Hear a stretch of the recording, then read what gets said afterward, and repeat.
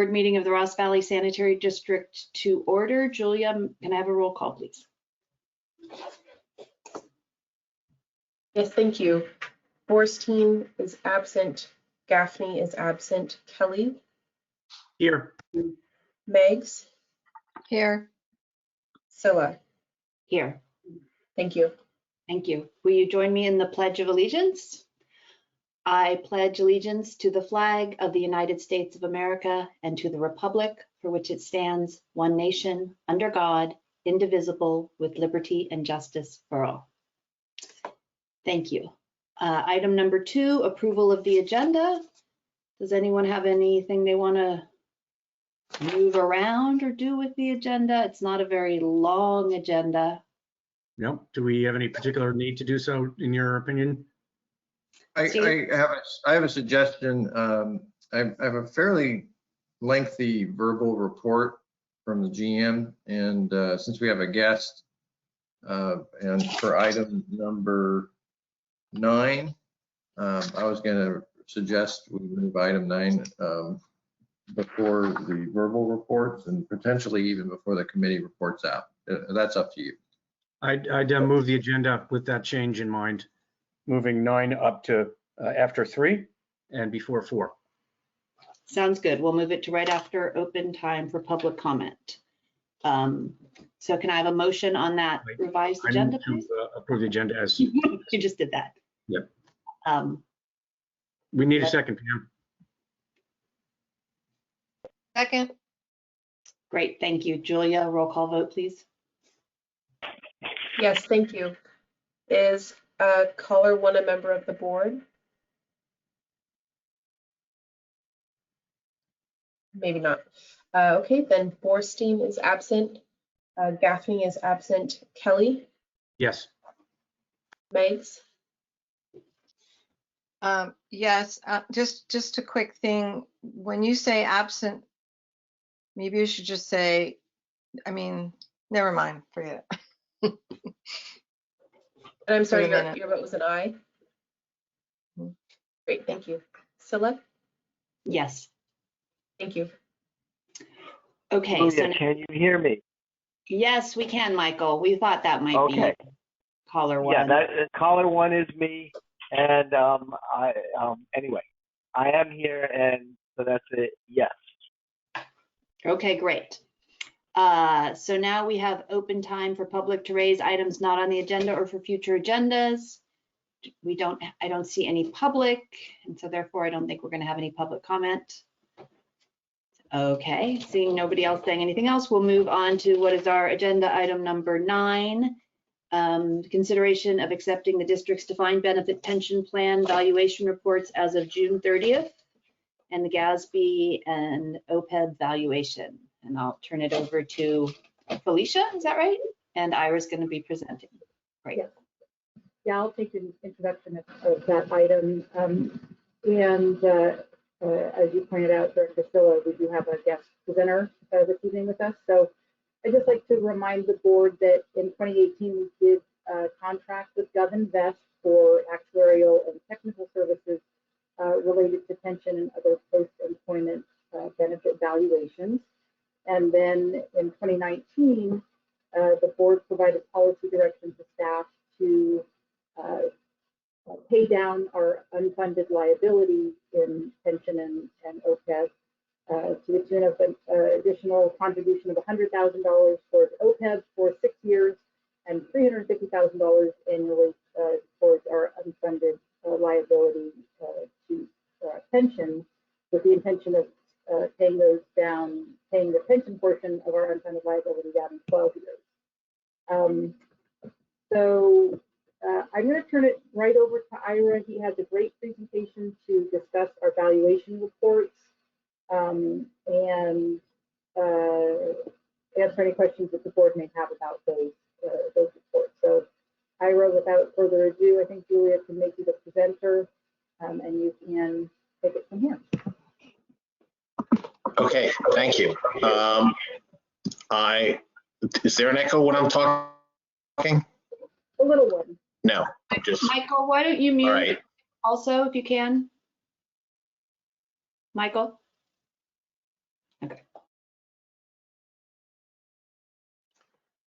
All right, we can't hear him, so I No, assume that. I was muted. Okay, thank you. Apologies. Okay, if anybody's having trouble seeing the PowerPoint, please let me know. I don't want you to.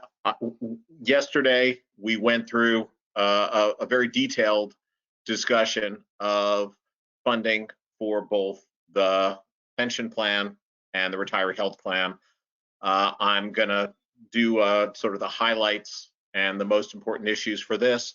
I'm happy to slow it down at some point if you have questions and go back, but I will be skipping over a lot of the slides, but Felicia has them and can make them available to you at any, after the meeting if you have any questions. So I want to basically skip ahead to where your plans are, your pension plans are now. And when I say now, this talks about your pension snapshot as of June 30, 2019.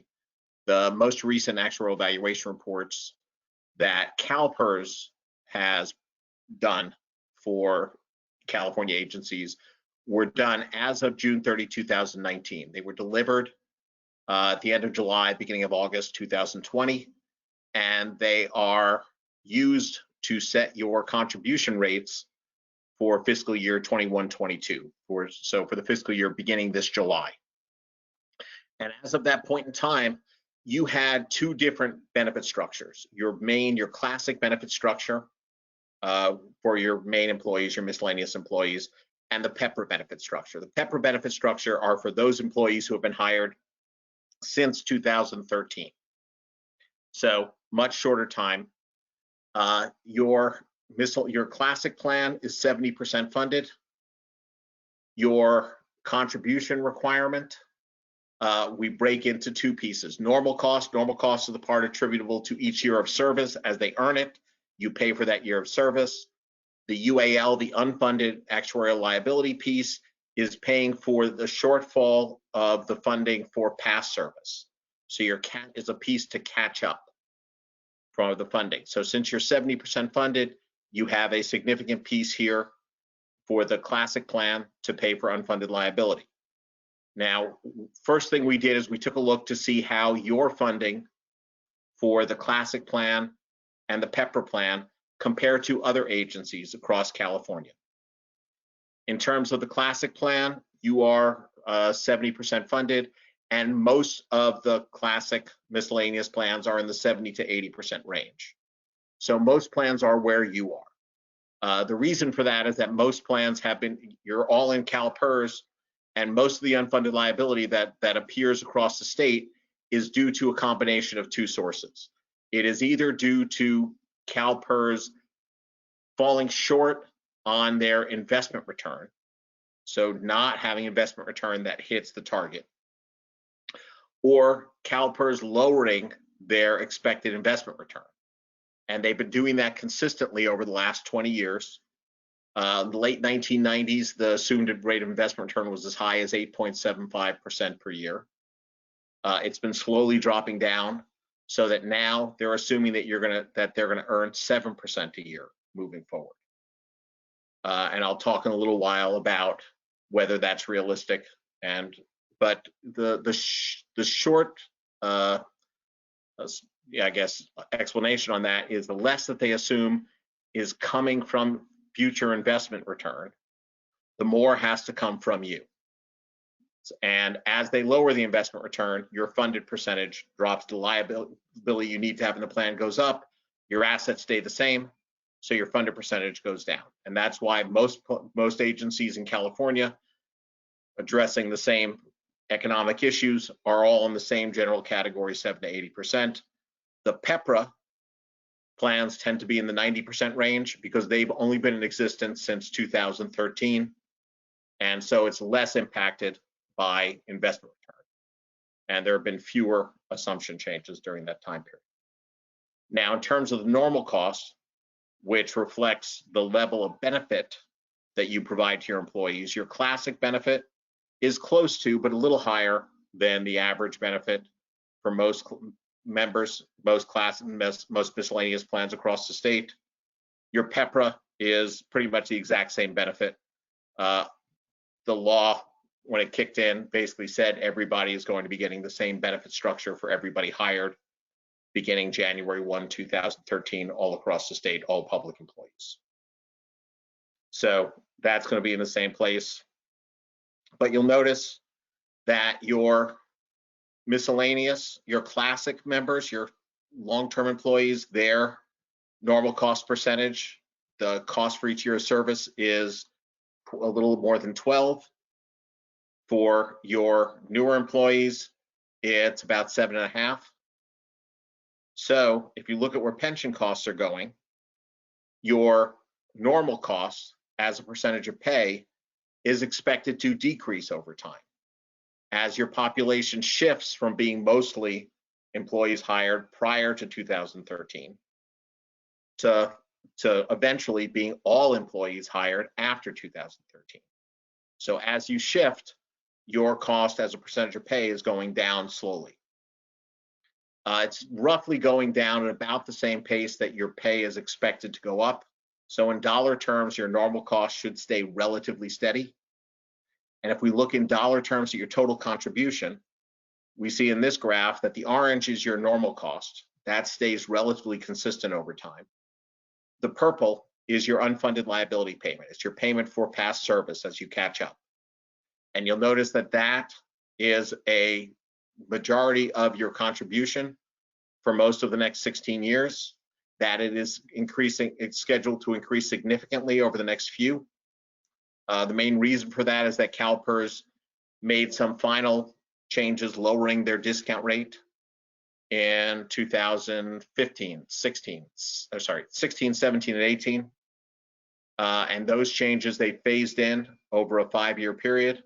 So you won't end up paying the full cost of those changes until the 2024-25 year. And that's why your unfunded liability is rising up until that point in time. So you can see your costs are expected to go up and then level off and eventually come down as you paid off most of that, the unfunded liability. These cost projections were put together assuming that CalPERS doesn't change assumptions moving forward, and that they hit their funding targets each year, that they earn 7%. We looked on the next screen at what would happen to your costs if their earnings were different. And not surprisingly, if they earn more money, you would pay less. That's the black line. If we looked at what happens if they earn 8% a year, your contribution would still go up for the next few years, but then it would start coming down pretty quickly and then hit bottom at about 2037. And you would be paying just the normal cost, just the cost for each year of service after that time. The 7% in green is what we showed you on the other graphs. So continuing for a longer period of time. At 6%, the costs don't really go down. They stay relatively steady. And at 5%, costs look like they will continue to increase over time. So this is just to let you know that a debt that you might have for a mortgage or for a payment on a car, which is fixed and doesn't change. Here, your returns are going to depend on a number of factors that are outside of your control and in some cases outside the control of CalPERS, no matter what they try to do. The other thing that may happen is that I mentioned that CalPERS has lowered their assumed rate of return, their earnings assumption, many times in the last 20 years. They are looking very seriously at lowering it again this year. Their financial advisors have told them that they expect to get returns of about 4.5% a year for the next decade, and a little less than 7% over the next 30 years. So they're looking at that, putting that together with potential changes to their asset mix. But one of the things that they will be deciding before the end of 2021 is whether they will be lowering their investment return assumption.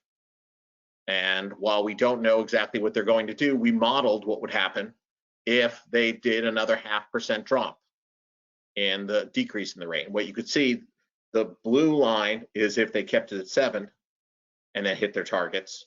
The red line is what happens if they drop it to 6.5. And basically you see you would be paying a little more than $200,000 extra per year, about $250,000 extra per year, if they lower the discount rate by 0.5%. So just, again, I think it is more likely than not that they will lower it.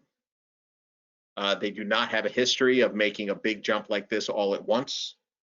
So it is more likely that they will phase this in over time. But eventually, if they think that they're going to earn 6.5, you're going to either pay that money sooner or later. And the sooner you pay it, the less it will cost you. So with that in mind, we look at what your board decided to do a few years ago. A few years ago, what you decided to do was to try and pay off your unfunded liability more quickly so that you wouldn't have to be paying so much interest on this on the shortfall. Basically, with a 7% discount rate, CalPERS is loaning you the money at 7% a year. So the sooner you pay it off, the less you pay in interest. So you started paying an additional $350,000 per year, starting in 2019. So it is not reflected in the June 30, 2019 valuation, because for it to be reflected in those numbers, they would have had to have gotten the money, I think, by April of 2019. And I think you sent it late June, early July of 2019. So we then looked forward, we projected forward as to what would happen if CalPERS hits their assumptions when you get to be 100% funded. Now here, the dark blue is what was in orange before. So this is your normal costs, and you continue to pay that no matter what. The green are your unfunded liability payments. The blue, light blue on top, are your additional payments. So right now, you're planning on paying an additional $350,000 a year each year. If you do that for 10 years, you are scheduled to become 100% funded, and at the June 30, 2030. And at that point, you will no longer have to make unfunded liability payments. So you'll notice the green payment, the green bars stop. You don't have to make those anymore. So by making these extra payments, your net savings would be $1.75 million. So by paying this extra $3.5 million for 10 years, or $350,000 for 10 years, which gets to $3.5 million. It's late in the day. I haven't had caffeine in a few hours. I apologize.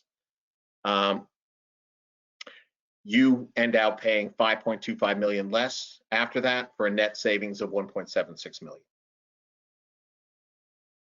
All right, I'm going to take a breath and see if any of you have any questions at this point, because again, I'm going pretty quickly through the pension issues to get to the retiree health issues. Yes.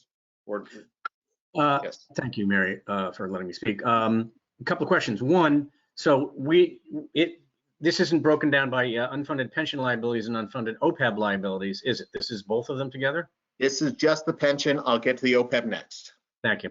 Okay, so this is what the board decided we do. It looks like I want us to have this meeting. I think we asked for it once or maybe even twice a year. We're on track per what we wanted to do, correct? Yes, you are. And okay. And in fact, just, I've been giving all bad news. I do want to say that for the fiscal year 2021 that we're in right now, we're 3/4 of the way through, CalPERS is actually up 15% at this point right now for this year. So I don't want to say anything, too hasty after what happened last year. But if they can hold on to most of that, it looks like we'll have a strong year, which may speed up things a little. And that, what do you think that return would be, an 8% or 7.5%, or what do you think that is? Well, no, they've earned 15% so far for the year. 15. Oh, I thought you were saying they're up 15% of what they anticipated, not up. They're up 15% total instead of 7%, so they're 8% higher. Wow. So this is a very good year. They've done very, very well with their investments in equity and both private equity and public equity. So it's been a good year. Well, the stock market's at record rates, has been for 2 years now, so I can't see how they wouldn't be doing. That was my other question: is what is wrong with those people at CalPERS?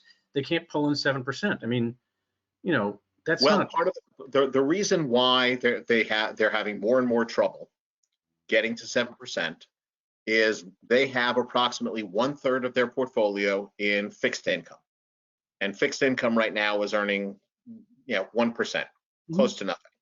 It has been dropping since the late 70s, early 80s, when it was very high. It's been slowly decreasing, and as it has been slowly decreasing, that portion of their portfolio is not doing as well. So the stock market side of it needs to do better. Their equity portion, the 2/3 that's in equity, would need to average 10% a year in order to hit their 7% target. There are years when they will do that, but there are also years when they don't. Hey, Ira? Yes. It occurs to me that, and I don't want to send you too far back into your presentation, but when you gave the same presentation to the Finance Committee yesterday, which I'm sorry I neglected to mention to the full board this evening, that this presentation was given to Finance Committee yesterday. There's a slide number 14, which Director Kelly might find interesting, as well as Director Meggs, that shows the historic investment returns of CalPERS. Just to give you kind of a snapshot.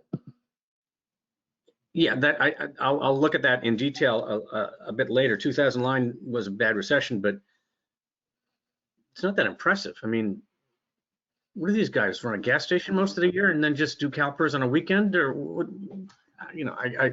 They have some of the best investment people anywhere, because they have $500 billion in assets to invest. So the good side of that is that they can invest in a lot of things that the rest of us, again, I don't know if any of you have $500 billion in assets, but the rest of us who don't get the opportunities to invest in some of these private equity opportunities that pop up as early as they do, and that's part of the reason they do well.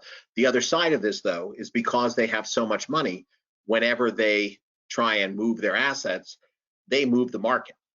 So they are basically, rather than picking individual stocks and individual investments, they're mostly making decisions related to asset classes, just because of the amount of money that they have in there. So the red line here, just so when you do get a chance to look at it, the red line is what their assumption was, and you'll notice it's pretty steady compared to everything else. The bars are the year-by-year returns. And yeah, other than the dot-com crash and the Great Recession, they've had positive returns, but those positive returns have been slowly declining over time, primarily due to their fixed income portion going down, and the stock market, which did phenomenally well in the late 90s, doing okay since then, but not really taking off to the same extent. Ira, what are their fixed income, fixed assets? They are, they're in both public and private bonds. They're also in real estate.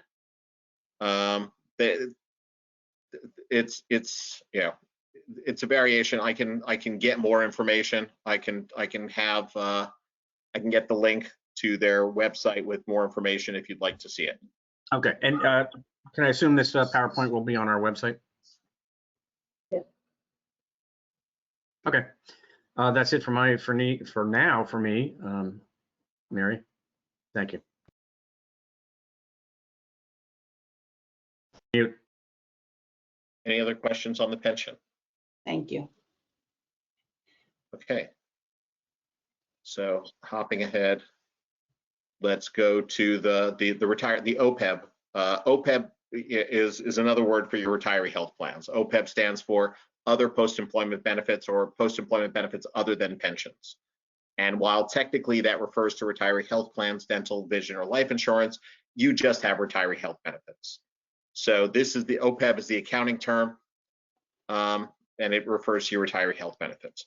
Your most recent actuarial valuation, or evaluation for accounting and funding purposes, was done with a measurement date of June 30, 2019. And for your reporting as of June 30, 2020, it had an unfunded liability of about $400,000. You're up to 58% funded right now.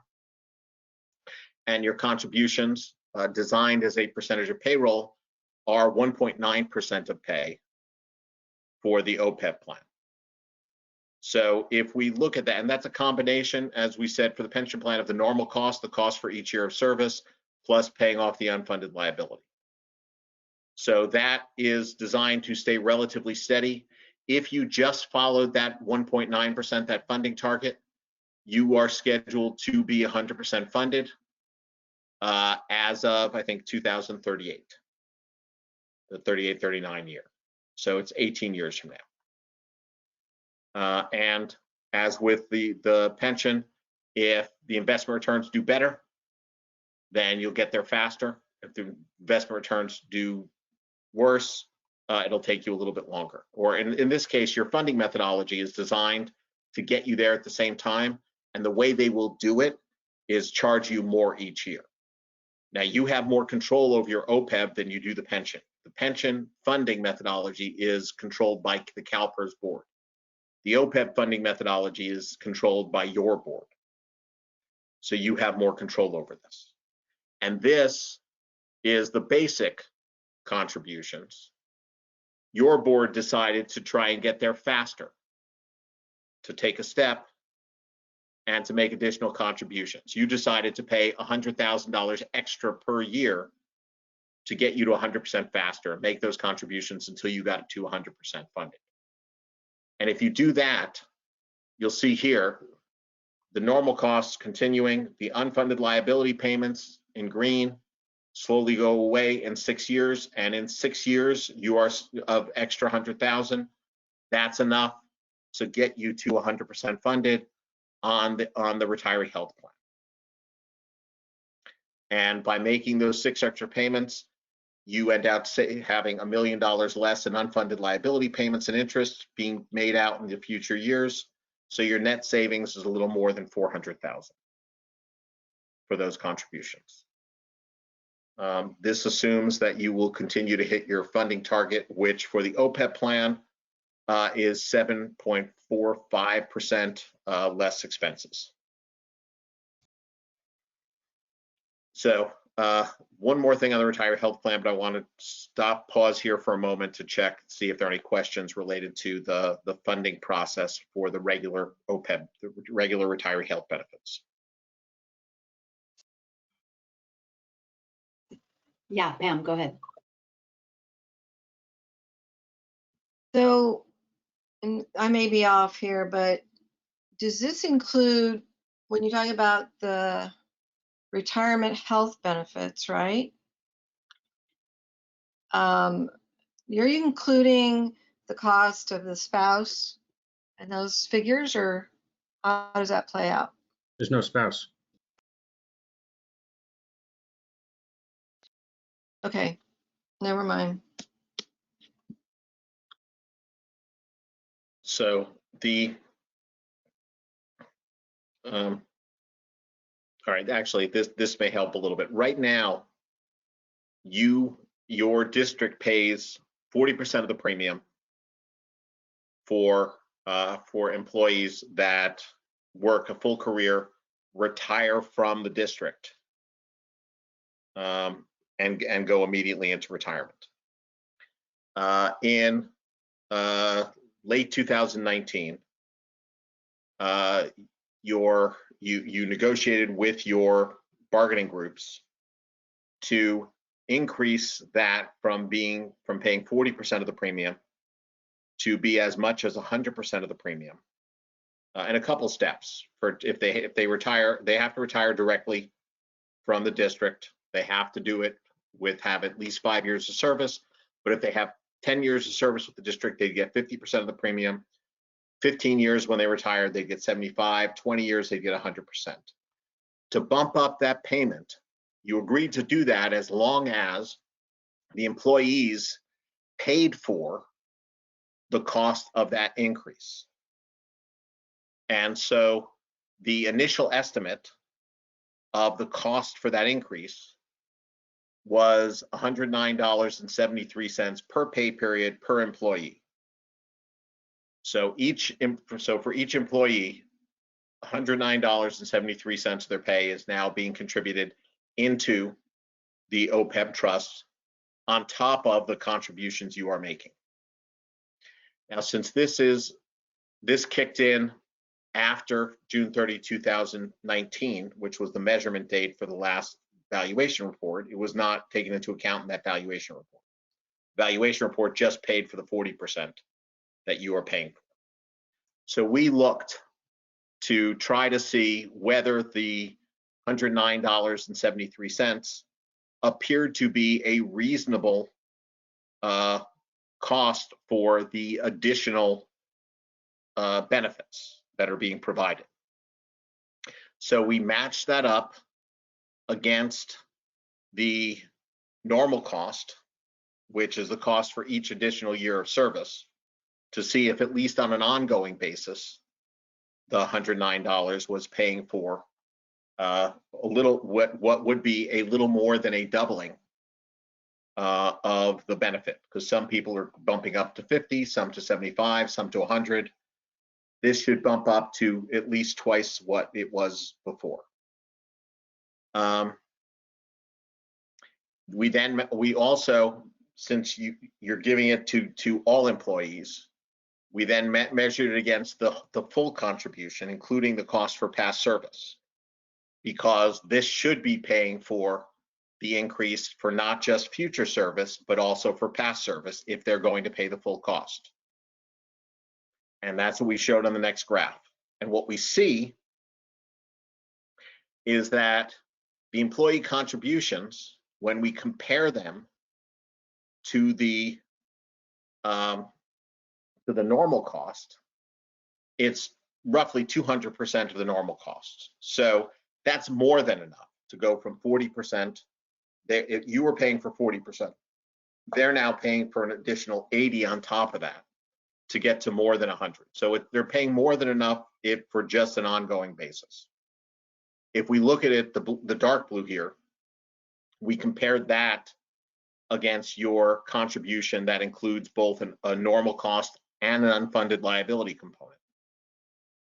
Now they're paying about 90% of that amount, starting off at 93%, and it goes down over time, dropping down to 75, 70. So our quick estimate here is that they are paying more than enough on a future cost basis, but not necessarily enough to cover all of the past service that is part of this. So what we are recommending is that another study be done to explicitly to check what would be the appropriate cost for this additional benefit based on your current population and current assumptions, to make sure that you are paying for that properly. In with the collective bargaining agreement, the MOU was an agreement that this can be looked at every couple of years and adjusted accordingly. It is better that you do this sooner rather than later. If the cost is off significantly, nobody's happy. If they're paying too little, that means you're paying too much. And when you adjust it, you're going to make a big adjustment up and they won't be happy about it. If the cost is too much and they're paying too much, they're not going to be happy that they've been paying too much. So either way, again, it's not going to be perfect because you're giving a fixed dollar amount for something that is increasing over time. But it's something that should be looked at frequently and adjusted so that you can make small adjustments and everybody can understand the impact. Any questions? I don't have a question as much as I agree 100% on having the study. This is exactly what we said when we did this in 2019, when we gave them that benefit, that we have to keep an eye on it.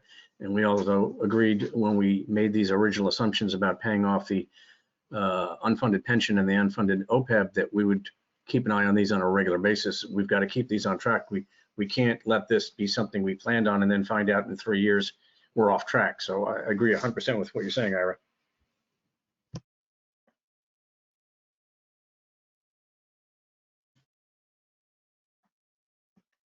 That's the end of my presentation. Happy to take any other questions you may have. Otherwise, I'm very happy to let you get back to your regular meeting. Thank you, Ira. This is Michael, and I agree with everything that Doug said. And it was even more clear today than it was yesterday when I listened to it. These are the kind of things that if you hear them 2 or 3 times, they start to make more sense. So I'm not coming back tomorrow, though. Thank you, Ira. That was great. Pam, yes. I just have a quick question. I was looking at the basis of valuation on page, oh boy, there's typed over. It's called the actuarial assumptions. So the workforce on an average is 45 years. And it looks like a bunch of people are going to retire there all at the same time. Would that be something to be very concerned about or not? Or I'm just curious. From a human resource perspective, that is absolutely something to be concerned about in terms of making sure that you continue to be able to have good people doing all the jobs. From a funding perspective, all of this is being taken into account. So the goal is to have the plans, the benefits fully funded by the time they retire, and then just use the money that's there to pay for it. So we have expectations if they retire when we expect them to, then everything will be, everything should be fine. That's not a concern from a funding basis, but from an operations basis, having everybody leave at once is inconvenient. Yeah, that's to put it mildly. Okay, great. Thank you. Okay. Thank you all. Thank you all for the time and for listening. Very happy to be participating in your meeting, and on behalf of GovInvest, we appreciate having you as a client. Thank you, Ira. Have a nice day. Thanks, Ira. Bye. Okay, now we'll move back to our agenda item number 4, committees report out. Finance Committee. I usually have Tom do this, but he's getting off of a plane. So I'll just say, actually, what you saw was a shorter version of a presentation. I'm sorry, President Silla, I don't mean to interrupt. Was there a motion or any kind of action made on item 9? Oh, were we required to accept the report? Is that right? Yeah, I'd move to accept the district's defined benefits pension plan valuation report as of June 30th, 2019, and the GASB 75 Opeb valuation report measured as of June 30th, 2019. Second. Thank you, Julia. I missed that. Roll call vote, please. Okay, great. Borstein? Yes, ma'am. Thank you. Gaffney is absent. Kelly? Yes. Meigs? Yes. Silla? Yes. 401 vote. Thank you. Thank you. I'd also just like to say thanks to Director Kelly, who was the one who really encouraged us to pay that down early. I feel like we get a gold star from Ira every time he says that we chose to pay that down early. Thank you for saying that. So in our Finance Committee meeting, as I said, we had a much longer presentation of that.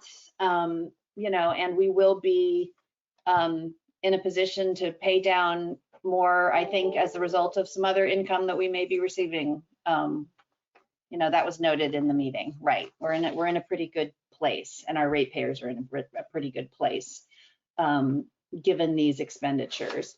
At the Finance Committee, we also went over the interim financial statements, and there may be a change to the way the variance, budget actual variance page is formatted, just to make it more clear, that Felicia was anticipating doing anyway. And then Tom asked a question about showing sort of the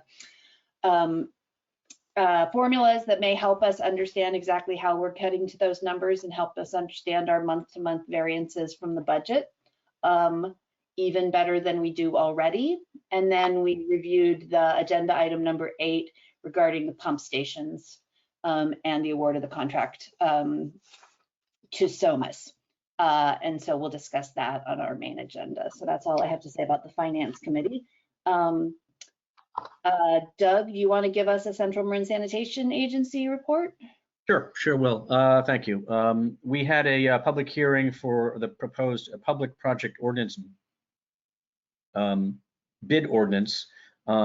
We changed our ordinance slightly on our public bids. There wasn't substantially amount of changes, just kind of some verbal shakeups. The process didn't really change substantially. We did a really important, hugely important thing. We had a pilot digester study. This is really important, so let me kind of slow it down a little bit and tell you about this. We had those two huge digesters at Central Marin Sanitation, the big towers that create biogas, which is what creates our energy. What goes in them to create the biogas really matters. And we can create a certain amount of energy based on that biogas. We did a study, and they built, I mean, you really should look at the agenda and look at the pictures. They built 2 little tiny digesters in the warehouse and fed it all sorts of different things, from more fats, oils, and gas to more food waste. And by doing this, they were trying to see, how can we increase the biogas? How can we increase our energy output? And we doubled it in the study. And literally, we had some problems, like one of the top tarps, if you will, or bubbles collapsed at one point. They had to put in whatever baking soda is, sodium. Help me out there, Steve. Maybe you'll know, maybe you won't remember.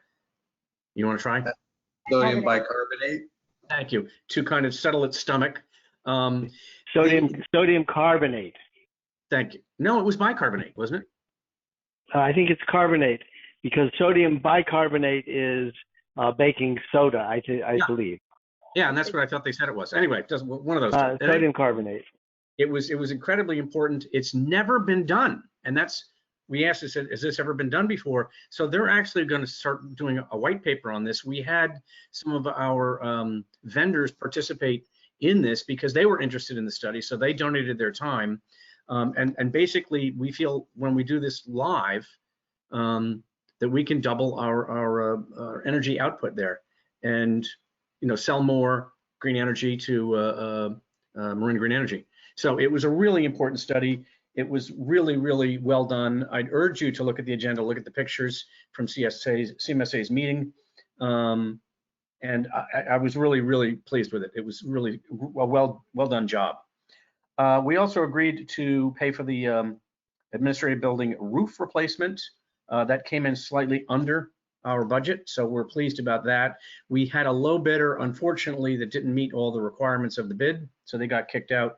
But the second low bidder wasn't substantially higher and was substantially less than some of the others, so we were pleased with that. We talked about putting solar on top of the building, but we had a previous study had looked at that, and that payoff, cost versus payoff, was something like 40 years.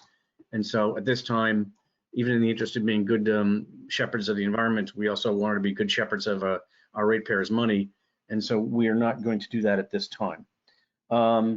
We agreed to adopt a construction contract for Ross pumps payments. I can't remember what that was for. Do you remember the Ross what I'm trying to say with Ross, Michael.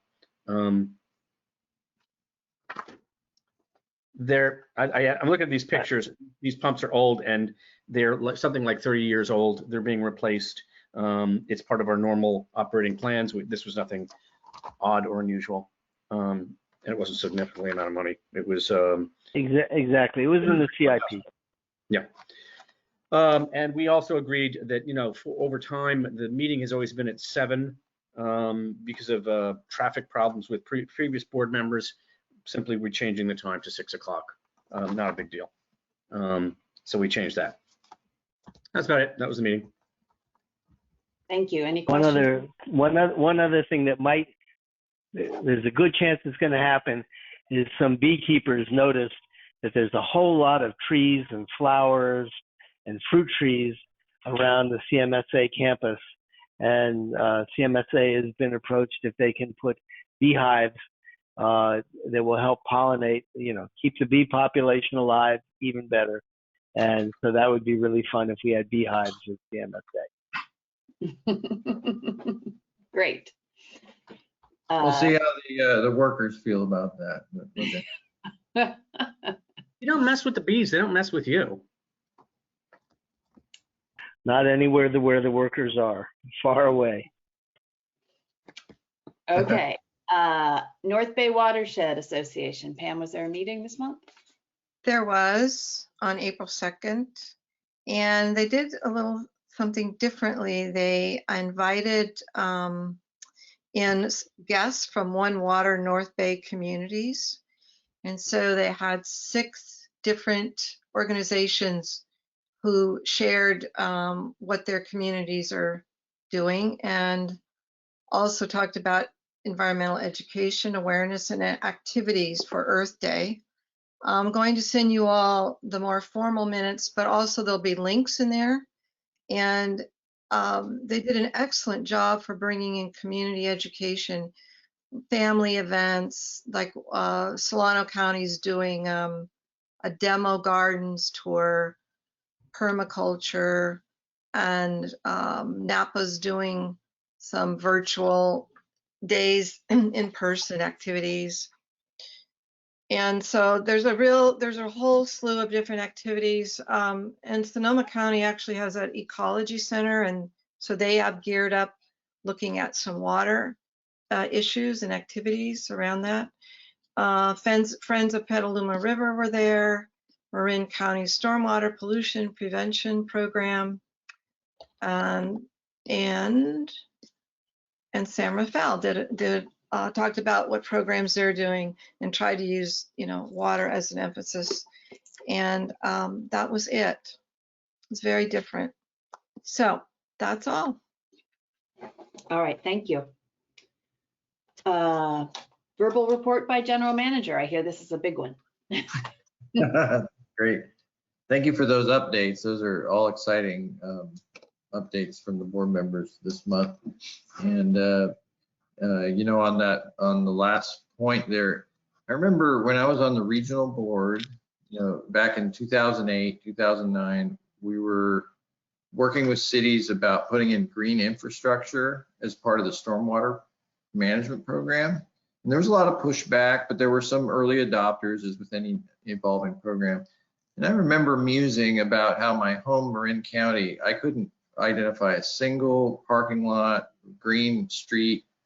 Whereas if I go over to San Mateo or East Bay, I saw some starting to get built, and I felt like Marin was kind of behind. Well, that was 12 years ago. Now I really see a lot of change. I see streets and parking lots putting in the notched curbs and having the vegetation that really make a difference in terms of reducing vehicular pollution that get to our waterways. So there's been a real, it took time to get underway, but it's Marin County Stormwater Pollution Prevention Program really has stepped up their game. And I don't know if board members, if you notice it, but the green infrastructure is really a lot more noticeable now in our county. So yeah, check it out next time, you're out and about. See, look for those, notched curbs and nice, vegetated gutters. It makes a difference for water quality. Anyway, thank you. I wanted to go over 7 things today. So just to keep us on track, I'm going to go quickly through them, but I'm going to talk about the Larkspur Landing property, the Regional Water Board cease and desist order, number 2. Number 3, the easement initiative. Number 4, the permit process. We're making some improvements, and it relates to that issue about our lateral grant program that we discussed recently. So that's the permit process. I'll touch real quickly on capital projects that are getting underway for this summer. And I want to talk about the FEMA process for getting claims for COVID-19 expenses. And then finally, some good news from our relationship with CMSA and what we pay them for treatment. That'll be a nice good news story at the end. So number 1, Larkspur Landing property. One of the unknowns over the last couple of months is when or if, we're going to get US EPA approval officially of the cleanup. So we did finally make some progress in that area this week, met with EPA staff and our consultant, Kennedy Jenks, and I was part of that meeting. And the good news is the completion report that we submitted to them in January has been met favorably. They think it's a great report, well written, and the comments we're working with them are just detail about having good cross-referencing in the document. So when we assert something about like, oh, the trucks were effectively decontaminated, there's a little more detail for the reader to understand, how so, and what wipe samples may have been taken to prove it. And so really their focus at EPA is just to make a good report better. And I don't have a set timeline, but we have one more meeting with them. We'll turn around their comments, and I'm hoping that we can get an official approval of the cleanup within the next 2 to 4 weeks, is my guess. So I'll move on to the next thing. Regional Water Board cease and desist order. You might remember, and here actually, Julia, I would like to be able to share my screen to show some of the correspondence. And then also when I'm done sharing screen, I'll signal you, and then you can have me unshare, because otherwise my thing stays up there. So, okay, I'm the new presenter now, so I'm gonna figure this out. I go to application. Sorry, there's a couple steps with GoToMeeting.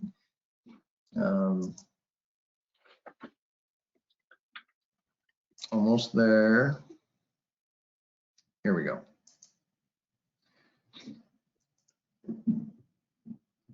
Okay, can you see this letter? So this is on our letterhead, and it's official correspondence with respect to cease and desist order. We were on the hook to deliver on March 31st an update. You might recall we sent a letter in July of 2019 because we hadn't done all the capital projects. So what I wanted to point out to you is highlight this statement here, that what this document does is to provide a compliance plan and time schedule for remaining items, specifically under 2 sections of the cease and desist order. So I just want to get that idea across. There's the pipe defects list, number 1, and the capital improvement sub projects, number 2. Those are the things that we still need to account for to be in full compliance. And I wanted to show you a couple maps, so just keep this fun. This is the table of defects that we are going to fix by June 30th or close thereafter. But the fun part of this is, Patrick Filippelli helped me make some nice maps. And this is, I will give you an idea of our district and all the pipe defects we have addressed since the cease and desist order. So, and they're in red, right? So it gives you an idea of the scope. A lot of these are done by repair, in-house. Some were part of capital projects. Now let's see what's left. That's all we have left to do. We need to do this year though, because there's a deadline in the cease and desist order that these are all supposed to be done by June 30th. And we've even done about 12 of these already. So we have about 17 or 16 left to go, but they're the hard ones. As we say, not the low-hanging fruit, but the fruit that's way at the top of the tree that you need a crane to like get a guy up there, and then you have to avoid power lines and not get electrocuted and try to get that fruit. That's the remaining pipes. They're very challenging. And so we're working on it, and our repair crew is doing a yeoman's job of trying to get these done. A couple more maps there. So I told you there were two areas, right? There's the pipe defects, and that's that one there. That's when there's holes in the pipe or big cracks or joints that are dislodged, those kind of things. There was a list. We had to get to all of them. Well, the other category were the capital projects, and we were on the hook for a lot of work. And you know, $100 million worth of work. Really, it's going up north of 110 million, probably, when it's all said and done. It was a tall order that you all and we have been dealing with. Okay, so this is a map of all of the capital projects that we've completed so far under the cease and desist order. And you see that? Can you see my cursor moving around? Yeah. Okay. That little area in the upper area, that little T-shaped section, that was the stuff we added last fall. Remember when I asked for your permission to add the Fawn Drive work to the Laurel Grove project? Well, now we can just plot that on this map. Those are fixed pipes, you know, thanks to your helping us get that done. Laurel Grove is right there. Look at that big section that we fixed. You know, we got that done at the end of the year last year. And this is all that work in Ross, and then these 3 pump stations and some of the force main corrections. All those orange dots are all those force main valves we did. Pretty cool, I think. You know, how much this district has accomplished. And then what's left? This is this year's, and this gets into my other update and I can just skip that other update because this is our proposed capital work this summer. So you can see some work up in Butterfield. We're gonna finish off the Fawn Drive work. And then the blue is another project of a bunch of different work in Sequoia Park and down at South Elysia Drive, and 3 pump station projects. So that's this year. So that's a lot of work we're getting done. And that kind of rounds out the CDO requirements. What's left? It's not much. And we're gonna use monitoring and modeling to decide whether we really need to do these projects. 2 of them are in Fairfax. One is a capacity project on Merwin Street in the Broadway area. Is it really needed? We're gonna do some monitoring and modeling to see if we need to disrupt and rebuild the sewers in that area. Another area in Fairfax is Westbury and Hawthorne, and along the trunk line there. You can see the system upstream of it. And then we're going to look at this upper Butterfield area. So we're committing to the regional board that we're going to study these areas to see if we really need to do the capacity. Now that we've done, what have we done? We've done all that repair work you saw. That makes a difference as far as whether there's capacity in these areas. All the laterals we've replaced 15%, 15% of the laterals in our whole district over the course of this cease and desist order. And so that all adds up as far as an analysis of whether this additional work would need to be done, because I think we're looking at, oh gosh, I don't know. We're staring at maybe $10 million worth of work right there on that map. Is it really needed? So we're going to study it, and the regional board is open to us doing that. So anyway, I thought you might be interested in some of the details of our path to compliance.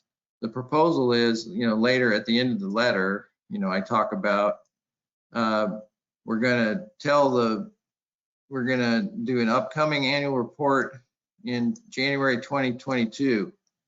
You know, that's when we're going to document all this work from this year, and we think we'll be in compliance fully with the order. And at that time, we can entertain going to the regional board and asking for the order to be rescinded. But we're not quite there yet. So I thought I'd give you an update on that, and that we're in good shape, and the regional board appreciated our communication. And this is our next time that we're going to check in, is at the beginning of next year. So that's it for my regional board update. Any questions or? And then now, thank you, Julia. I actually could share screen for a different application for the easement initiative. And it's just to show you some numbers. I hope this is okay with everybody. I'm sorry if I'm hogging the meeting. Let's see. So I asked Lawrence at NV5 to give me some metrics on our website traffic. I thought this might be interesting to board members, that since February 25th, when we changed our website to include the easement information, and where we're trying to get people to respond and provide contact information if they have public sewers on their property, I asked them to give me some metrics to see if it made a difference, and so what I'll point you to is these are different web pages that are shown here in the on the rows. So we have our lateral permits, and they're ranked according to when somebody exited from the web page. This is something that they track, and that's an indication of the traffic. But another way to monitor is whether the people who visit our website viewed only this particular web page. So there's a couple ways of looking at the data. And what you see is generally the laterals and permits are the most visited on our web page, and then RFPs and RFQs, business, competitive business for working with us, as well as bidding, right? People interested in doing work for us. But then the easements came up, a pretty strong showing, and also it was the highest web page over this period between February and today, where people went there and viewed it only. So this shows that there was an effect of our outreach, that people responded and viewed the utility easements. It's also a useful web page because it shows our sewer map. So if a property owner is interested, or a plumber or anyone can go to our website and see where the sewer system is schematically in relation to property boundaries and structures using the satellite map. So I think people are starting to use it for other reasons too, which is pretty cool, I think. You also see, just it's interesting, current opportunities. People are looking for employment, looking at our sewer lateral ordinance, 98 folks leaving that page. Our sewer service charge assistance program is looked at by people. The certificate of compliance for property sales. Some are interested in our capital improvement program, sewer installations and extensions, and then Larkspur Landing is there, but it isn't a really high traffic area, but that shows the data and how often people check out our property there. And then, and if they're interested in board members or people that work here. Okay, so anyway, I thought that might be interesting. And then I'll just say that as far as the number of people that have entered their contact information as of today, it's 512, which brings us to about 15% of the letters that went out. We got people enter information. 512, like I said before, that's a lot of door hangers to get contact information. So this was a lot more efficient, I think. And then I also will note that Christina, who's our administrative coordinator and working on the permit program improvements that I'll talk about next, she told me that she still talks about 1 to 3 people a day that have questions about easements, and then she points them to our website, which has a lot of answers to questions, including FAQ document. But sometimes she helps them enter the contact information in, because not everybody is computer literate, and so she spends some of her time assisting customers in getting their contact information.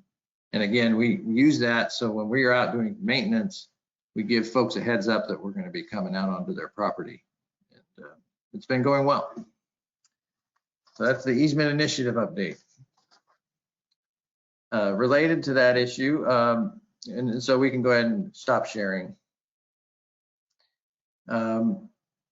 Thank you, Julia. The permit process, I'll just keep this as brief as possible.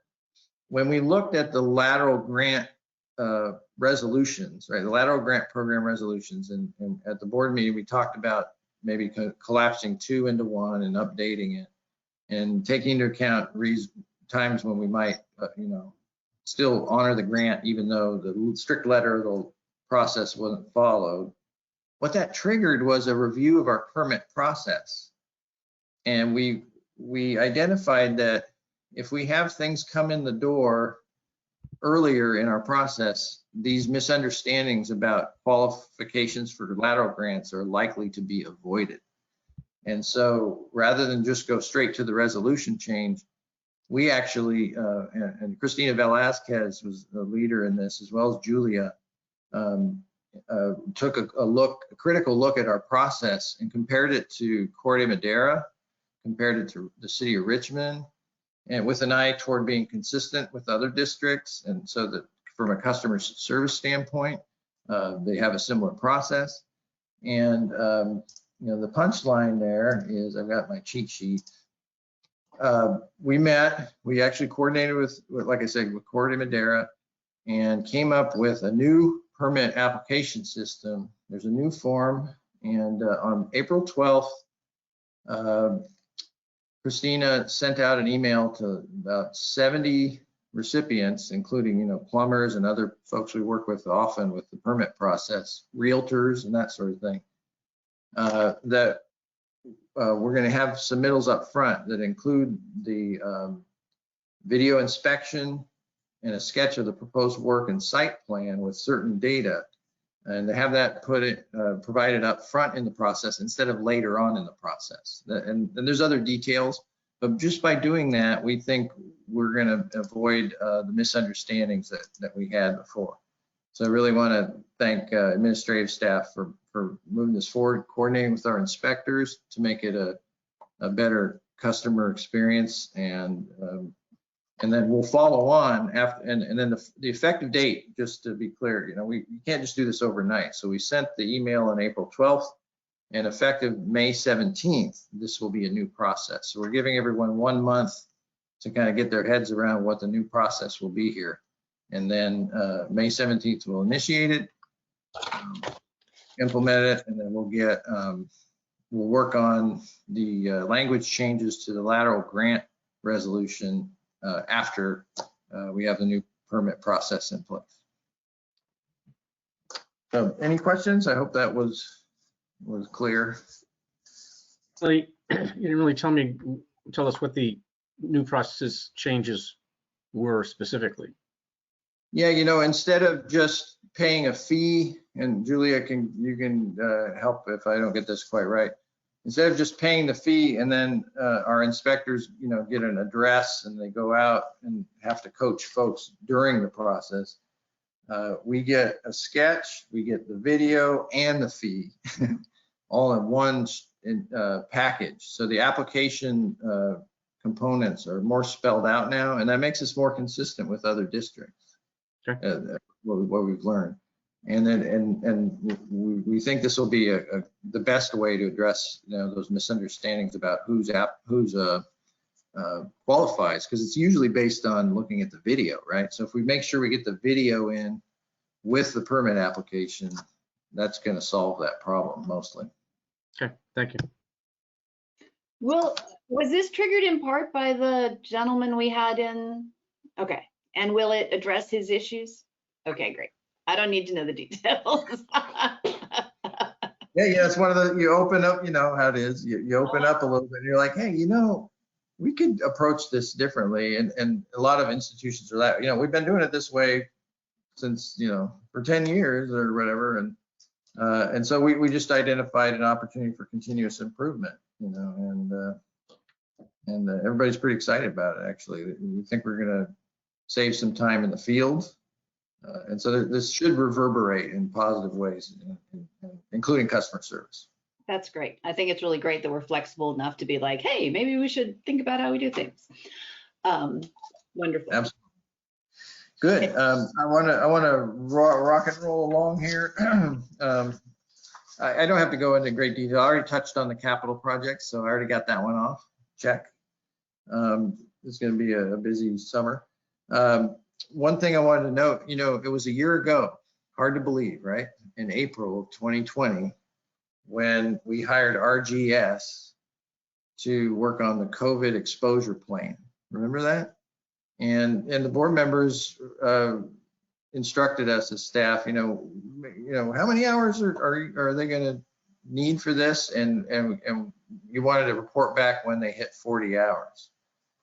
Well, we're reporting back that indeed they did hit 40 hours, probably in February, honestly, but they hadn't used a lot. I have a table here Felicia gave me. It was really, we crossed that threshold then, but in March, Hazel of RGS started working on the FEMA claims process, and that's turned out to be, you know, not the smoothest. I think what our consultant, who is actually a former FEMA staffer, she has communicated to us that her impression is that folks don't have a lot of experience that are working for FEMA right now. There's a lot of new hires, so she's having to kind of educate them on the process. But we were initially denied on some pretty straightforward claims, you know, that were, and they said, well, that looks like just operating expenses, you know. And we're like, no, these were additional requirements for capital, not operating, and they're documented in change orders to comply with COVID county health orders, and we just didn't really get any movement from them. So we're going to continue the appeals process. We're contacting some folks, you know, in federal government to try to coax this along. And Felicia, correct me if I'm wrong, but I think, you know, we're not talking about a huge amount of money. Probably about $80,000 is what's at stake. But, you know, I think since it's so clearly related to this emergency and qualified for reimbursement, we feel like we should spend some effort to make the statement, you know, on behalf of other districts. And we're aware anecdotally that some districts have been given approval, you know, from Southern California, but not up here. And, you know, why are we getting treated differently? So we think it's an issue that we should raise because these are legitimate emergency costs. So the RGS bill will go up a little bit. We'll keep you updated as far as those expenses, but that's where we're at on getting reimbursed. So any questions on that?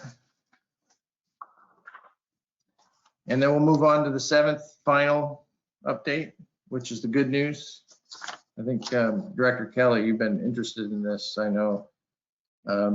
We get an allocation of treatment costs among the 3 joint power agencies annually. And we get an estimated cost. We call it the initial allocation, and it's based on last year's allocation. 50% of the allocation is based on flow. And then 25% is based on the mass of biochemical oxygen demand, you know, the BOD, the organic matter, the strength of the wastewater. And then the last quarter is based on the number of total suspended solids, the mass of just the solids in the water that go to the treatment plant.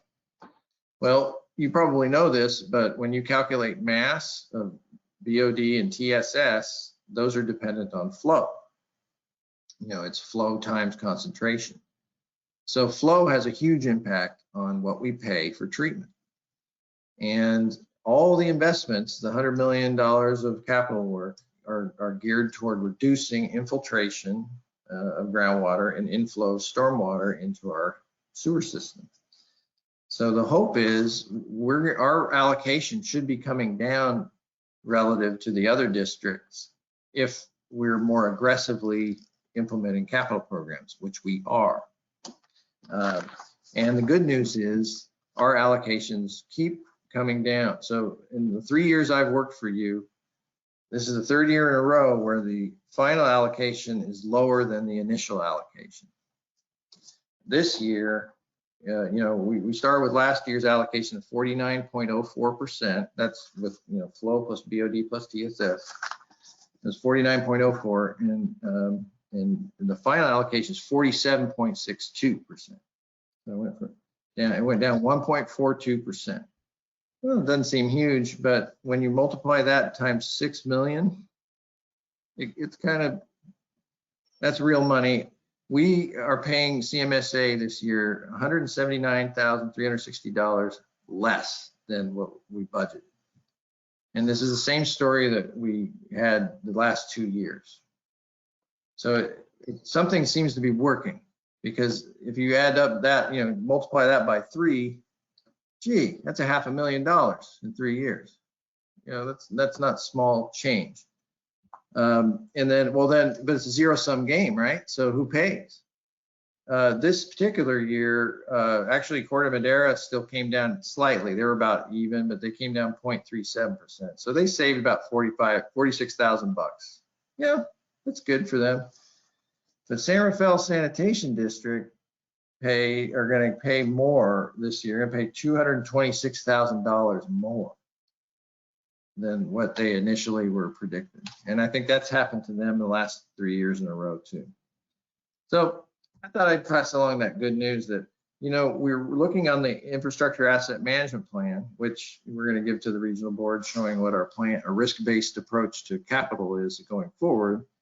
And we've studied some good effects of flow reduction, here and there. And we look at the influent, you see it every month with the metrics report, our influent flow to CMSA. It seems to be coming down, but this is money. I love that. That's the end of my GM update today. Thank you. I love that, those numbers. I love that report. I love the fact that we're lowering our costs. And it reminds me of the old New York phrase, it's not enough that I succeed, all my friends must fail. And that seems to be working too. So I'm really pleased about that. Thank you. Good. Thank you. Doug, you know how to wrap it up.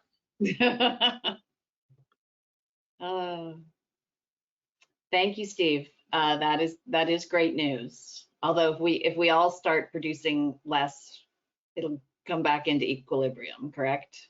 Well, eventually, right? We'll sort of even out. I think it might be said maybe we had more infiltration to control. Right. When it started, because we're older. We're 1899. Stand one.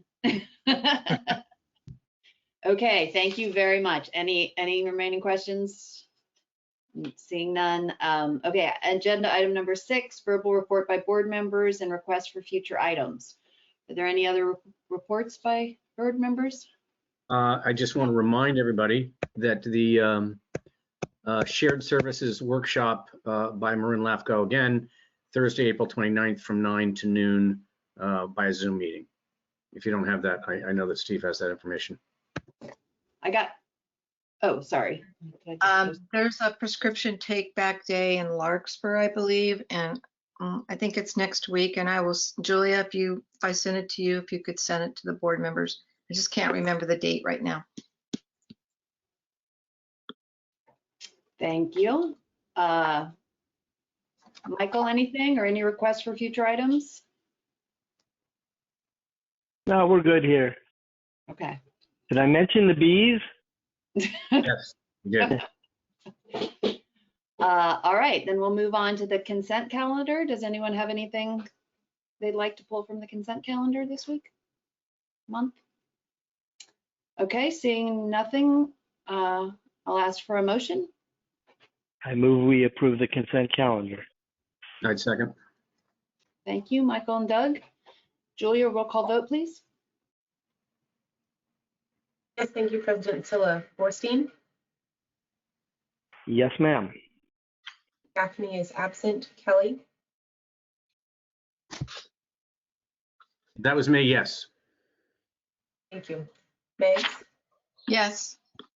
Silla? Yes. 4-0-1 vote. Thank you. Thank you. Agenda item number 8, consideration of approving and authorizing the general manager upon review and approval of council to approve task order number 7 with SOMAS in the total amount of $223,003 for construction management services on 3 pump stations. Steve, do you want to introduce this item? Yes, thank you. I went over some details in the finance committee, and so I can summarize them for board members that weren't there. This is one of the 3 major capital projects that we're planning to construct this summer. And as I detailed in the staff report, I want to provide the board members in the staff report some more detail about the different pump stations and what we're going to work on and where they're located. You probably saw the map there, and how they're all as Tom pointed out actually in the finance committee, they're all real close to the bay's inlet there. So these are sensitive locations, and we need reliability in these pump stations because they're located so close to endangered species habitat by Piper Park and, in the Corte Madera Creek Channel. And it's the last of the major pump stations to be rehabilitated. It was expected in the cease and desist order to have work done at these 3 facilities. But what we've learned in the intervening design months, working on the design, is we can make a lot of existing infrastructure there continue to be functional and safe and reliable. And so our work at these pump stations is a little more surgical than I originally predicted. Oh, there's Director Gaffney. Good. Welcome, Tom. And so actually, so we've got the proposal from SOMAS, and it's based on the draft plan. But the overall construction cost is expected to be lower than what we originally planned. So the percentage of the construction management is a little higher relative to construction costs than maybe we've seen with gravity projects. But in pump station projects, it's a different species of project. It's much more technical with the electrical and the mechanical work. And we had not the greatest experience with the contractors for the pump station 12, 13, and 15 projects. We had some struggles, in terms of contractors' behavior and following the contract and all that. So with that, and SOMAS did a yeoman's job. They were really to keep the district's interests represented in dealing with the challenging contractors on this project. So they're a really great candidate to continue to work with. They know the interfaces at our pump stations, what our staff expect to see, what our conventions are. They'll know how to help make sure the contractor builds what is in the plans and specs. And that's why I'm recommending a sole source arrangement with them. And we've been satisfied with the follow through on the other projects. And you've had a taste of that with the Telstar issue you've been hearing about, for instance, in terms of SOMAS assistance. So with that, I recommend that we hire them to help us bring this last major pump station across the finish line. We're going to have benefits from an odor standpoint with the local school. We're going to have benefits from an emission standpoint with old generators that are being upgraded, so they're going to have much better air quality when we use them. And then we'll meet the cease and desist order requirements as well. And with a company with a proven track record and the same people, Justin and Joseph Easterbrook, who helped us with the other pump stations. And that's all.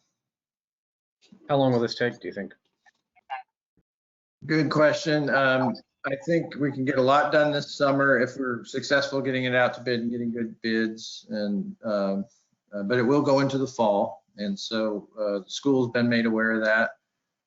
But we think, our activities are within the footprint of the existing pump station.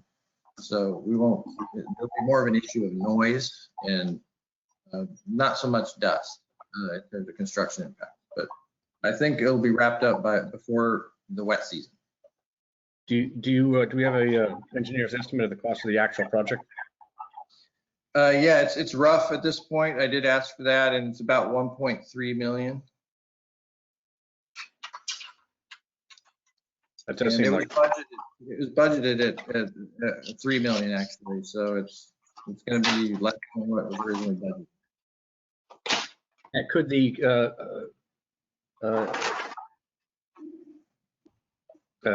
construction management be less than the 250,000 you're asking for?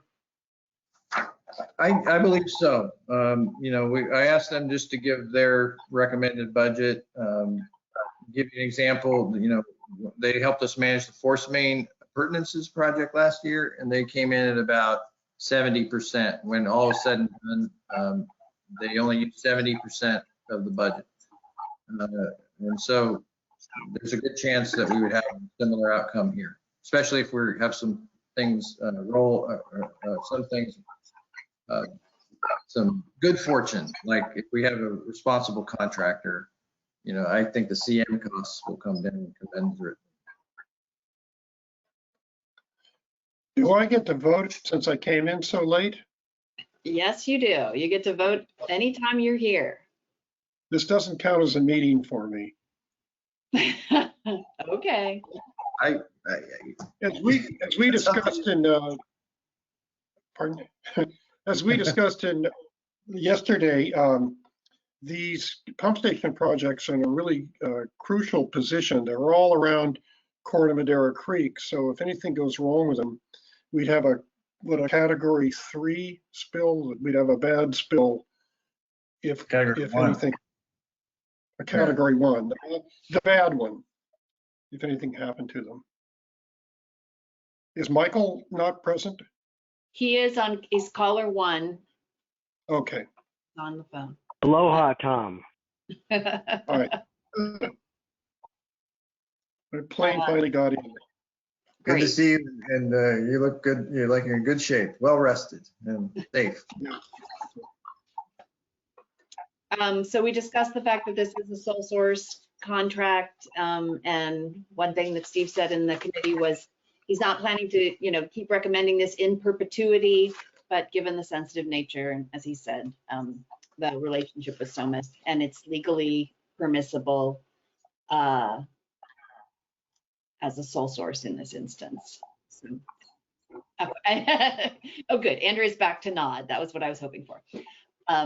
So, Doug, any questions from you, or Pam? You have your. I'm ready to make a motion. Okay, great. I'd request we approve and authorize the general manager upon review and approval of council to approve task order number 7 with Somas Inc. in the total amount of $233,003 for construction management services for the PS 14, 24, and 25 Larkspur pump stations improvement project, which is project number 906. All second. Second. Oh, Thank you. Gotcha. give it to Tom. Tom beat Michael. Julia, roll call vote, please. Yes, thank you, President Silla. Borstein, Yes. Gaffney, Yes. Kelly, Yes. Bates, Yes. Silla. Yes, Unanimous vote. Thank you. thank you. Thank you, board members. And we've already done agenda item number 9 with Ira Summer. So we'll skip to agenda item number 10, consideration of adopting an administrative policy for COVID-19 supplemental pay sick leave under Labor Code section 248.2. Felicia. Yes, thank you, Director Phillips.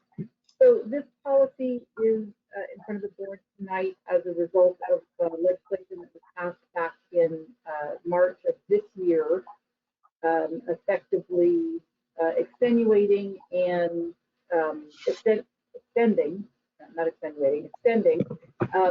and making minor modifications to a somewhat similar policy that the board adopted last year as a result of the COVID-19 pandemic. So board remembers last year, a couple of policies were adopted. One was an emergency telecommuting agreement, and the other was a policy related to the Family First Coronavirus Response Act, which provided an additional 2 weeks of paid sick leave time to employees, as well as the additional emergency family leave.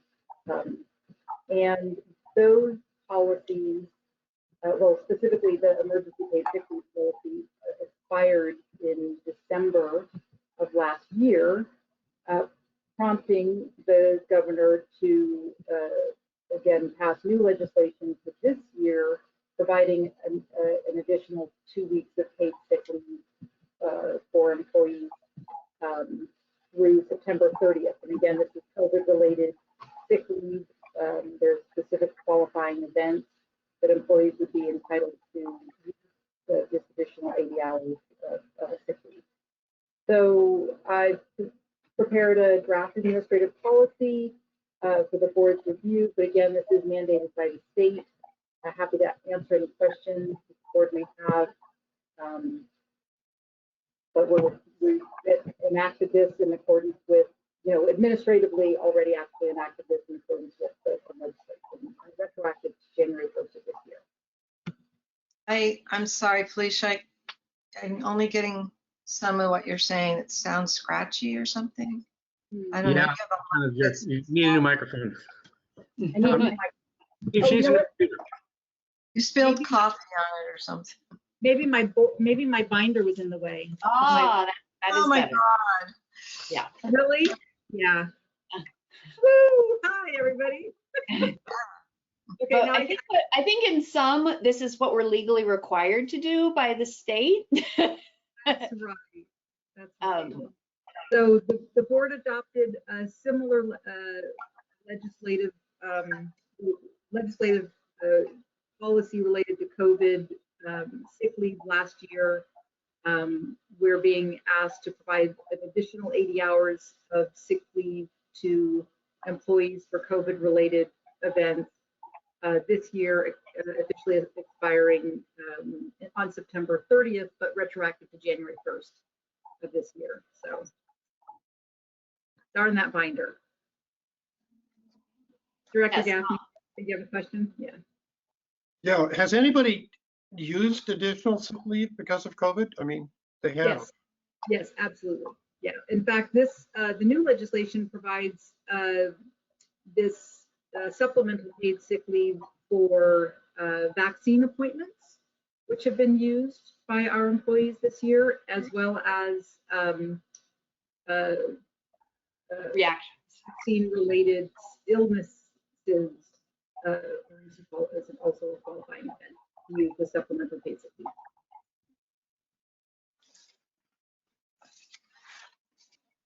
Any other questions, board members? Felicia, this may not be quite connected, but when employees on SDI for COVID, is it similar to integrating like that, or how? You know what I'm talking about? Yeah, I do, and that's a great question. It's actually a little bit different. This kicks in for any employee, regardless of an illness that might qualify them for disability. So the threshold to use this supplemental paid sick leave is quite a bit lower. Okay. I think it's excellent. Also, it's used by people if we have to do a quarantine. If, like, for instance, if somebody during the holidays, there was state guidance that if you traveled out of state, that you had to quarantine when you came back, several months ago. So people use this type of leave, whether it was EPSL or SPSL, in case we have to have people quarantine. So that's one example. Excellent example, Steve. Yes. Well, we discussed at the Human Resources meeting, and I will say it's in compliance with the law. So it's really kind of that simple. Sure. All right, then, no further questions. I'll entertain a motion.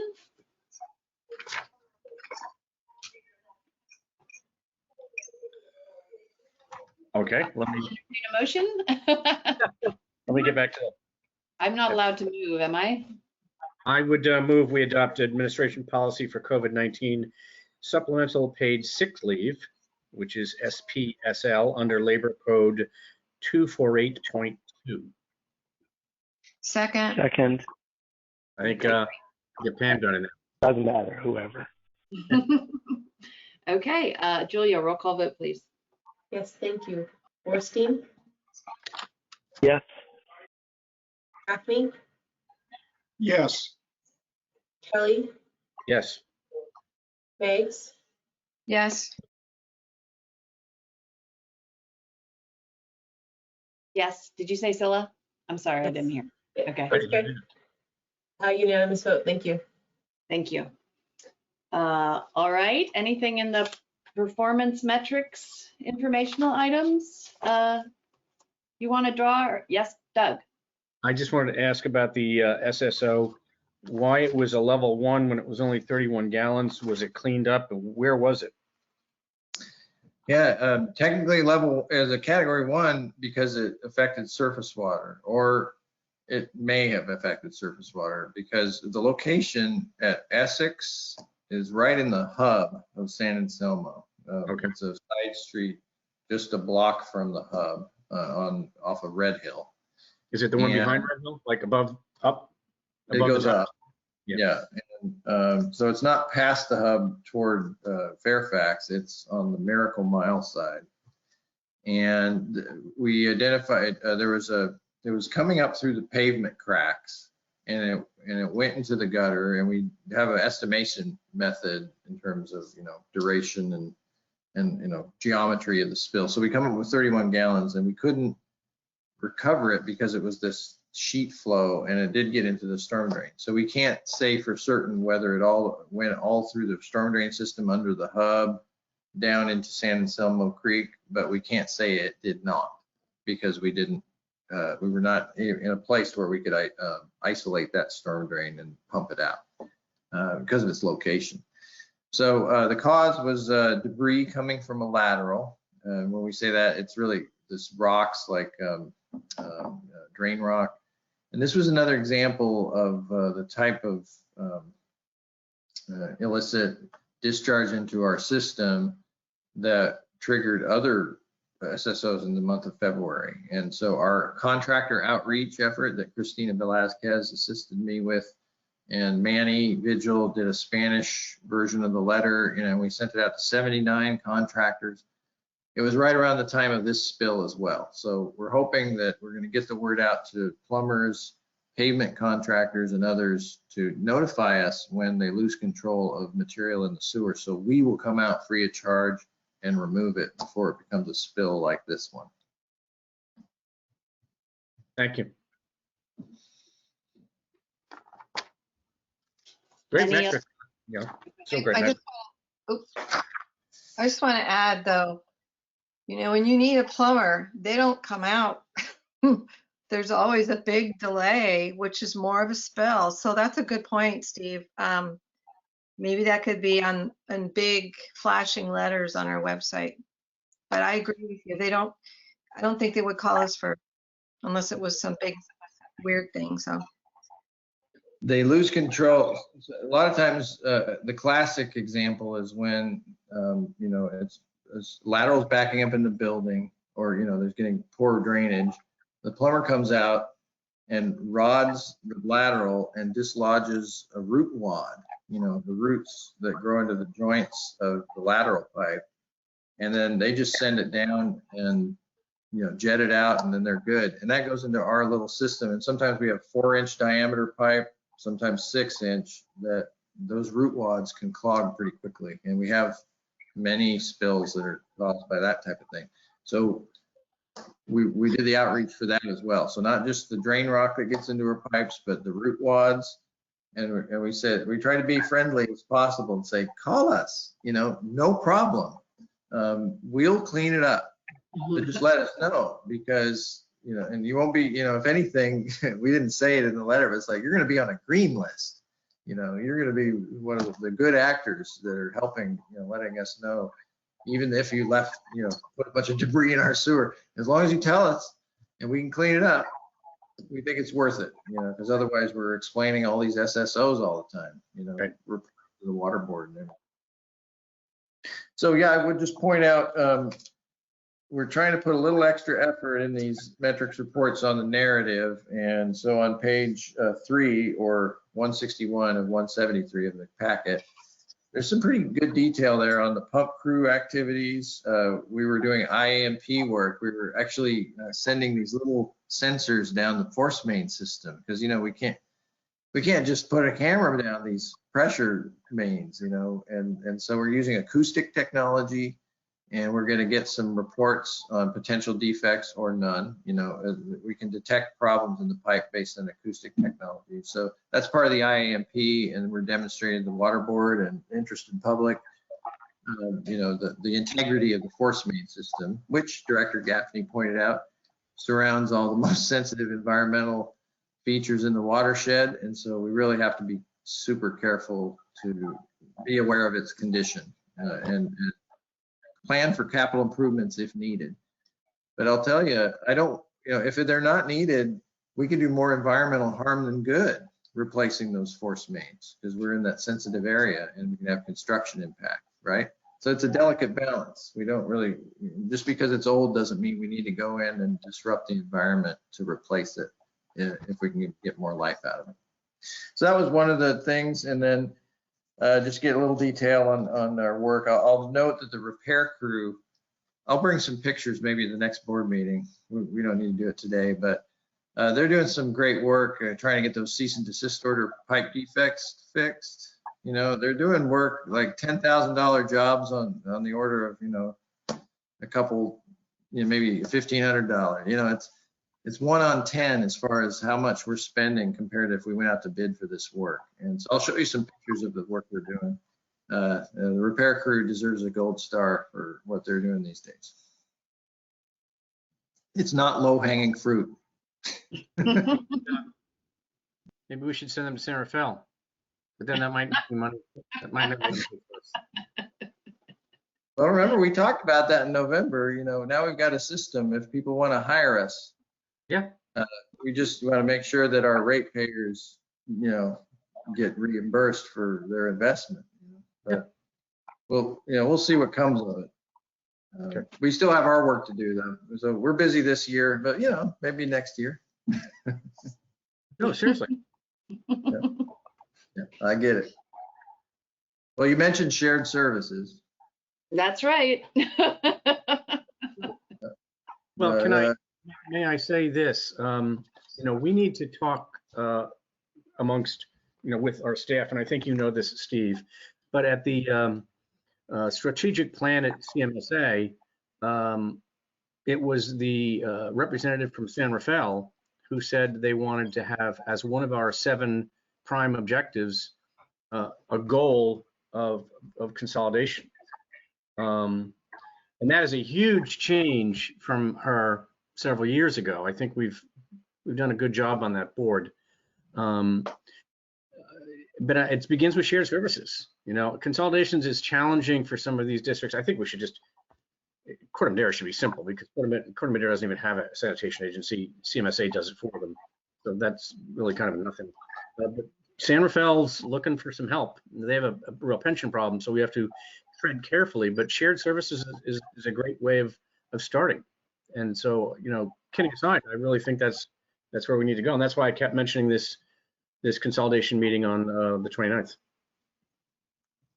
Yeah, and I think we're trying to walk the talk, Director Kelly, you know, at the staff level, by working cooperatively with our fellow JP agencies, always, you know, being responsive to them. As I mentioned earlier in the meeting, we coordinated with Corte Madera when we were looking to review our permit process, so we have consistency around the valley.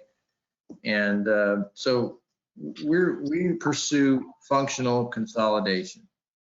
You know, that's our mindset at the staff level here at the district, is if there's an opportunity to be functionally consolidated, you know, short of the political reorganization, you know, we think we can accomplish a lot by standardizing things like the lateral ordinance and, you know, the permit process, and the way, you know, we can maybe do in-house repair, as I mentioned, you know, and we'll share that technology with other agencies. You know, we're not proprietary. If we learn lessons, we want to share them with others, and that's a functional consolidation that we can achieve.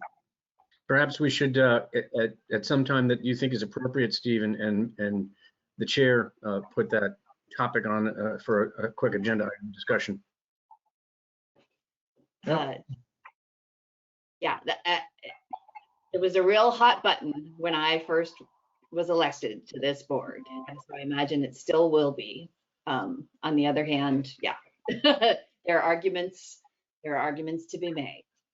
All right. I can tell that based on the size of the binders that are on M's office that say regionalization. It was a hot topic. Yes, that is the other word. Anyway, it's not on the agenda tonight, but that's a good suggestion, Doug. We should put it on the agenda for future discussion. Anything else on this agenda? All right, seeing none, I adjourn this meeting and I'll see you all next month sometime. Thank you, staff. That was great. Thank you. Bye-bye. Okay, Night. good night.